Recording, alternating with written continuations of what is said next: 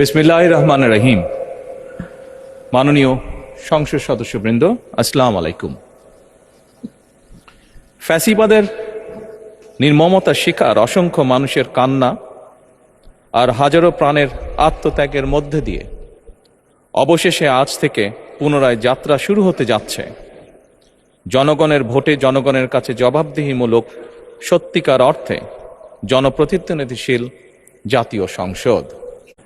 বাংলাদেশের জাতীয় সংসদের রাজনীতির এই ঐতিহাসিক মুহূর্তে আমি আল্লাহর দরবারে শুকরিয়া জানাই, যার অশেষ রহমতে আমরা একটি ন্যায়ভিত্তিক গণতান্ত্রিক মানবিক বাংলাদেশ প্রতিষ্ঠার লক্ষ্যে যাত্রা শুরু করতে পেরেছি।